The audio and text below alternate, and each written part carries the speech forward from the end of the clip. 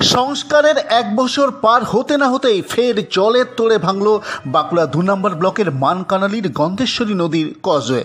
গত বছর প্রায় ৫৭ লাখ টাকা ব্যয়ে এই কজওয়ে মেরামত করে বাঁকুড়া জেলা পরিষদ। গত কদিনের বর্ষণের জেরে এবছরও এই কজওয়ে ভাঙনে বিরাম পড়ল না। ফলে সমস্যায় পড়লেন এই কজওয়ে পার হয়ে যাতায়াত করেন এমন গ্রামের বাসিন্দারা। তাদের আক্ষেপ, মেরামতির পরেও সমস্যা মিটল না। পাশাপাশি মেরামতির কাজের গুণমান নিয়েও প্রশ্ন তুলেছেন গ্রামবাসীরা। বারকার ব্রিজ নিয়ে তো আমরা দীর্ঘদিন ধরে আন্দোলন করে চলেছি। প্রতিবার বর্ষা আসে, প্রতিবার বর্ষাতে আমি বাইট দিই, প্রতিবারই সে নিয়ে টুকটাক কাজ হয়, কিন্তু যেটা দীর্ঘমেয়াদী পরিকল্পনা সেরকম কিছু হচ্ছে না। বারবার মানকানালি অঞ্চল, ভক্তাবাদ অঞ্চল, তার পাশে যে কাঞ্চনপুর বলতে এই যে অঞ্চলগুলো রয়েছে, সেই সমস্ত মানুষ প্রায় ১.৫ লক্ষ মানুষের এই ব্রিজ দিয়ে যাতায়াত। আজকে সবাই দুর্ভোগের শিকার। জাস্ট 1 বছর আগে ৮৪ লক্ষ টাকা দিয়ে ব্রিজটাকে সংস্কার করা হলো। আমরা বারবার ইঞ্জিনিয়ার সাহেবকে বললাম যে দাদা, যেটা করছেন একটু ভালো করে করুন। তো উনি কি করলেন জানি না। 1 বছরের মধ্যে সেই ব্রিজ আপনারা দেখতে পাবেন, কোথাও 9 ইঞ্চি, কোথাও 6 ইঞ্চি। আমি জানি না কোনো রাস্তায় 9 ইঞ্চি হতে পারে, ঠিক আছে, কিন্তু 6 ইঞ্চি ঢালাই হয় বলে আমার কোনো অভিজ্ঞতা নেই। একটা মেন রোড, ব্রিজের ওপরে কখনো 6 ইঞ্চি ঢালাই হয়, কিছু কিছু জায়গায় 5 ইঞ্চিরও কম ঢালাই রয়েছে। তো এইভাবে জেলা পরিষদের কাজ আমাদের এখানে হচ্ছে, তাহলে আমাদের অঞ্চলের দুর্ভোগ হবে না তো কাদের হবে? জানিছেন, বারবার জানা ব্যাপার হচ্ছে যে গুরুত্বপূর্ণ ব্রিজ বলতে মানে হবে সবচেয়ে গুরুত্বপূর্ণ, যেটা আমাদের এসে পাশাপাশি যে গ্রামগুলো আছে মিনিমাম অন্তত 1 লাখ লোক যাতায়াত করে এটাতে। তো এই জিনিসটা যে প্রতিবার এরকম তো ঘটনা ঘটেই চলেছে, এটা 1 বছর হয়নি এখনো। 1 বছরের মধ্যে এই যে ঘটনা ঘটেছে, যেসব কন্ট্রাক্টর দিয়ে কাজ করিয়েছে সমস্ত মাল মেটেরিয়ালস ভালো নেই। আপনারা এসে দেখতে পাবেন যে থিকনেস যেটা ছিল, যেটা ঢালাই করার থিকনেস দেখিয়েছে 4 ইঞ্চি দেখিয়েছে, এখানে এত 2 ইঞ্চি কি 3 ইঞ্চি ঢালাই হয়েছে। অটোমেটিক বসে যাবে, ভতান ঠিক নেই, ভর্তি হয়নি। যা করেছে আমাদের তো আর কিছু বল না, আমরা বলতে গেলে সে কথাও কেউ শুনে। এদিকে এই কজওয়ে ভাঙার ইস্যুতে শাসক দলের বিরুদ্ধে তোপ দেখেছেন বাঁকুড়া বিধানসভার বিজেপি বিধায়ক নীলাদ্রি শেখর দানা। তিনি বলেন, বিধানসভায় বারে বারে সমস্যা উত্থাপন করলেও কাজের কাজ কিছুই হয়নি। একইভাবে এই ইস্যুতে ময়দানে নেমে পড়েছেন দেশের প্রাক্তন শিক্ষা প্রতিমন্ত্রী ডক্টর সুভাষ সরকার। তিনি এদিন ঘটনাস্থল পরিদর্শন করেন। প্রতি আজ 3 বছর যতদিন আমি বিধায়ক নির্বাচিত হয়েছি, এই এলাকার জনগণের যাবতীয় দায় দায়িত্ব আমার কাঁধের উপরে এসে পড়ে। তারা আমাকে বারবার সতর্ক করেছে, আমি বারবার সেখানে লিখিত জানিয়েছি, আমার কাছে আছে, কপি আছে।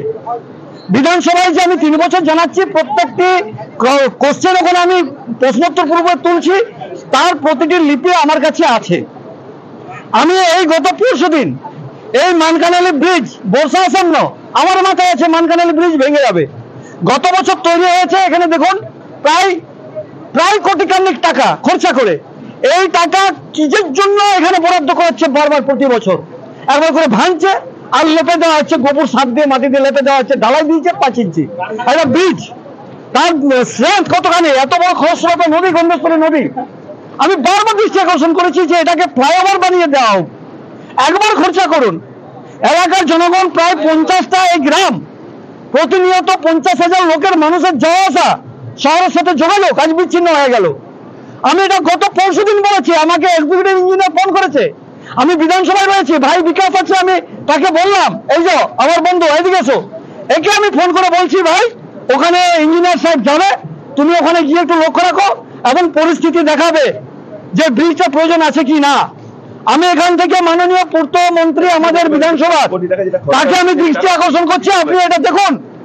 আর এই যে কয়েক কোটি টাকা করে খরচা হচ্ছে, কয়েক লাখ টাকা করে যে খরচা হচ্ছে, এটা একেবারে কাটমানি হয়ে পকেটে চলে যাচ্ছে নেতাদের।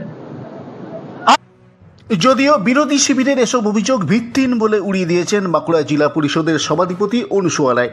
তিনি বলেন, জলের তীব্র তোড়েই এই কজওয়ের কিছু কিছু অংশ ক্ষতিগ্রস্ত হয়েছে, তা দ্রুত মেরামত করে চলাচলের উপযোগী করে তোলা হচ্ছে। পাশাপাশি এই কজওয়ের ভাঙার কারণ খতিয়ে দেখবে জেলা পরিষদ, সেই মতো ফের সেতু মেরামতের কাজে নামা হবে। সংস্কারের মাত্র 1 বছরের মধ্যে ফের জলের তোড়ে ভেঙে পড়ল বাঁকুড়া 2 নম্বর ব্লক এলাকার গন্ধেশ্বরী নদীর উপর মানকানালি সেতু। জেলা পরিষদ থেকে আপনারা কী চিন্তা ভাবনা করছেন? আমরা গতকালই খবর পেয়েছি যে মানকানালির যে সাঁকোটা আমরা গত বছর করেছিলাম প্রায় 85-86 লক্ষ টাকা দিয়ে, সেটা জলের তোড়েই অনেকখানি অংশ ভেঙে গেছে। এতটাই জলের স্রোত ছিল যে কারণেই ওটা ভেঙে পড়েছে। আমরা জেলা পরিষদ এটা কি সিদ্ধান্ত নেওয়া যায় এটা আমরা আলোচনার মাধ্যমে যাতে ওটা আরও পুনরায় সংস্কার করা যায় সে ব্যাপারে আমরা সিদ্ধান্ত নেব। আমরা স্থানীয় গ্রাম পঞ্চায়েতেও আমরা প্রধান যারা আছেন, প্রধান উপপ্রধান, তাদের সাথেও আলোচনা করেছি এ বিষয়ে।